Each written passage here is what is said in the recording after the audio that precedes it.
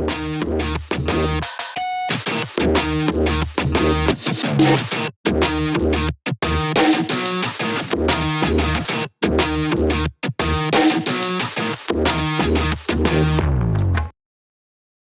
everyone, welcome to the channel for those of you who have never been here before, and welcome back to those of you who have endured one of these in the past and have returned for more content.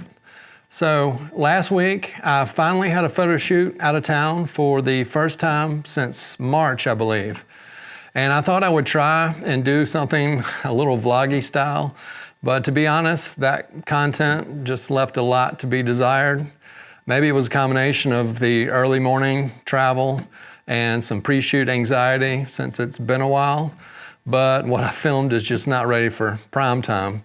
Not that this is either, but I'm gonna keep practicing. So let's get serious. This was my first real shoot with the Canon R5.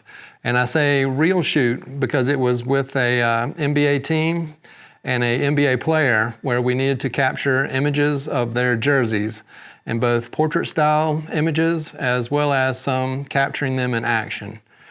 As with most shoots involving pro athletes, we would have a limited amount of time to make things happen. So this guy needed to do his job. And spoiler alert, it was pretty fantastic. So let's break the shoot down. I'll show what I was working with, where we were shooting, how it was going with the R5 with some results, and I'll compare it to what I've used for years, a DSLR, the Nikon D850, after we roll that intro.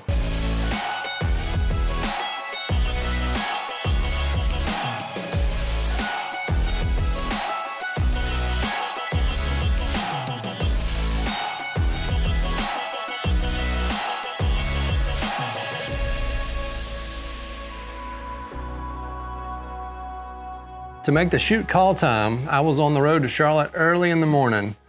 My shoot was with the Charlotte Hornets and Miles Bridges. Now, with the current situation, some new restrictions are in place for pretty much all photo shoots.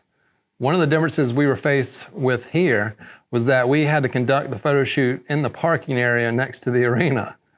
Usually we are working inside, either on the court or in one of the larger spaces in the building. So this was a new one. However, I feel challenges like these can sometimes be flipped as opportunities if you approach them in the right way.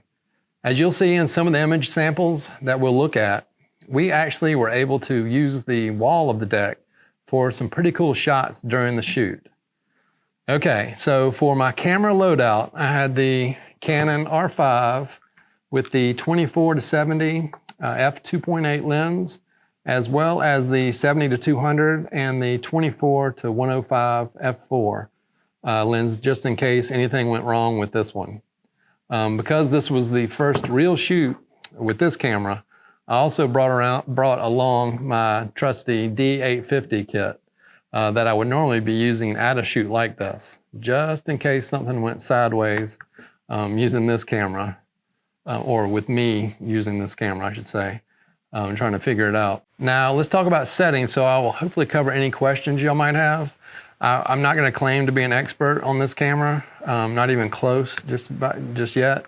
I'm obviously still much more familiar with the Nikons and the D850 specifically. So I did my best prior to this shoot, and I'll just run through kind of what I did to try to get my mind right and get this camera set to be as easy and seamless for me to switch between modes. Going into the shoot, as always, my file size was the uncompressed RAW. I don't have to worry about card size because I'm tethered to an iMac, which is running Capture One software. So I always shoot pretty much the uncompressed RAW format. Camera was set to the mechanical shutter. Shutter sync speed with my strobes on this guy is a 200th of a second, which you'll see with these strobes is enough to freeze action with the lighting conditions we were dealing with. I pretty much use the full focal length of a lens like this during a shoot, and my aperture was at around 5.6, f5.6, which allowed me to keep the ISO at 100. Okay, so on a shoot like this, as I mentioned earlier, I'm needing to capture still portraits of the player and grab some detail shots of his uniform. Then we also need to capture some action shots as well. Knowing that, I set up 2 custom modes on this guy to tackle each of these needs. So I would hopefully not be fumbling around the menus trying to find what I needed to find to switch things over. And I could quickly try to do that on set. The first mode I set, I set the autofocus to the 1 shot with face and eye detect. And I was in the single shot drive mode as well. For the action shots, I set another custom setting number 2 to change the autofocus to servo and the drive mode to the high speed continuous. Having these custom modes did allow me to switch pretty seamlessly and fairly quickly. I did, however, have to adjust my f-stop after switching, but it took care of everything else, which was nice. Now, with the high-speed drive modes, I've also got to take into account my strobe's recycle time. So then that plays into the strength I set them at, which then affects my aperture or ISO settings, since my shutter speed is fixed at a 200th. The happy medium on this day was f5.6 and 100 ISO, like I mentioned earlier. So let's talk about performance and compare the mirrorless R5 experience with the DSLR D850. Let me pull him in here, give him a little love. Now, I've stated that this guy has been the best camera that I've ever used up until this point. The progression through the D800 cameras really took a leap with this model, the 850. For me, the biggest difference is how this camera can find focus in lower light much better than its predecessors. That ability, along with the speed it acquires subjects that are moving, allows me to focus on an athlete who starts his motion offset in a dimly lit area. And then the autofocus on the 850 can track that athlete through the lighting setup, all the while taking shots and capturing action at a pretty impressive frame rate, especially with the grip on it. The 810 and 800 could not consistently do that for me, so I would have to resort to setting basically a manual focus point in the center of the set. Now, the R5 seems to be able to handle that task and then some.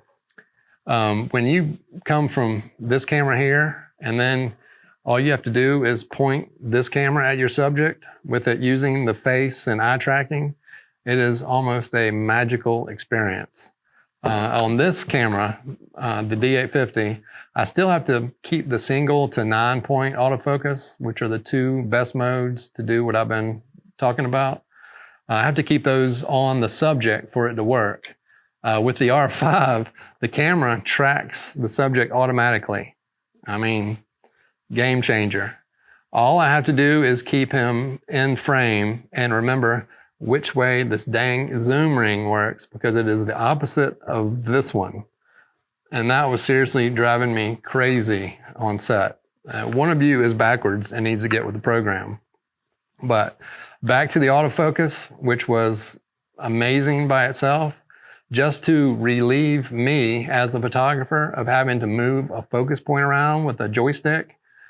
And then I only have to concentrate on the composition, which is, like I said earlier, it was just magical. Now, on the occasion I wanted to adjust focus, say for some of the detail shots on the uniform, I could easily move my thumb on the LCD screen and place it where I wanted it. It's just so good. So let's talk about the EVF and lag. One of my main concerns about switching to a mirrorless system. This would only really be a concern with moving subjects in a continuous shooting mode where the EVF just can't refresh quick enough to keep up with them. Older mirrorless cameras I've used in the past were absolutely terrible with this. The R5, thankfully, seems to have pretty much taken care of that problem. When you use the continuous drive mode with mechanical shutter on this camera, after the initial frame, there is a shutter blackout. And then it doesn't black out, but there seems to be something along the lines of a millisecond freeze with each capture. After this freeze, I would venture there's another millisecond lag where the sensor is catching up before the next frame. It takes, a couple times of doing this to get used to it, but there is no blackout, and what I would call stutter is quick enough where I didn't have any problems tracking my subject. In comparison, the DSLR, there's a blackout between every single frame. You also have a mirror inside here that produces a vibration on every exposure, which it's something I really didn't even notice before using this guy. So let's just, so there's with the D850 with the mirror going up and down between every exposure there, and there is a substantial vibration you can feel when you compare it to this guy here, and you can hear the difference. It's just really, really smooth. Okay, before this gets too long, let's talk about results. So with the D850, on a shoot like this, I would expect, I'd say around 80% of my images to be completely in focus. Another 10% or so to be a little bit off, and then there would just be some where I would miss focus because of the reasons we discussed earlier. Now, on this shoot that we're discussing today, I took a little over 500 frames with the R5, and I can't find one that's even slightly out of focus, even the action ones, which is absolutely insane. And these images aren't just in focus, they are sharp. If you're familiar with my work at all, you'll notice that I've pretty much made a living on crystal clear, visibly sharp, dimensional type images, and I've been doing that with, all the while with this camera. So you can see why I'm both excited and amazed by these results. The files just look great. So real quick, let me just talk about the feel of the camera, which is great as well. Plenty of depth on this grip, and when you add the battery grip, it works really nicely for vertical shots like we had in this shoot, especially the portrait stuff. You can also take this guy off. It really is a compact camera for what it is. No complaints at all ergonomically with this camera. And coming from this camera, I've just got to figure out where all the buttons are, including the on-off switch, which is on the exact opposite ends of each of these cameras. And then that freaking zoom ring, oh man, that was just killing me. And I missed several shots just by zooming the wrong way, working that lens the wrong way during the shoot. But anyway, to sum it up, overall, I think that, and after this one shoot here, I'm probably in the market for another R5 body, just so I'll have it as a backup on a commercial set. The problem now is trying to find one of these guys right now. But that being said, I would like to do a couple more shoots just to confirm my results here. But with the option for some pretty nice video on this guy, which is really not an option with this camera. It's just a hell of a camera that I feel like I'm just learning, how to use, and it's been a lot of fun diving into it. Okay, I think that pretty much about does it for me on this one. If you've got any further questions or comments, please feel free to drop those below. Hit that thumbs up button if you've enjoyed this video and maybe learned something. And think about subscribing if you'd like to see more content like this. And hit that little bell there next to it so YouTube will actually let you know that I'm here. And feel free to share this video as well. You can find me on social media, Instagram and Twitter at quantzphoto. Be safe and stay healthy out there. And I hope to be here again in the next one. And one more little side note, instead of the Z6 like I've been using, today I am recording with the EOS R6. So I think the transition is well on its way.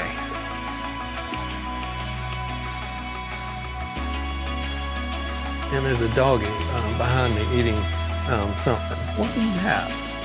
What are you tearing up over here, mister? What did you get?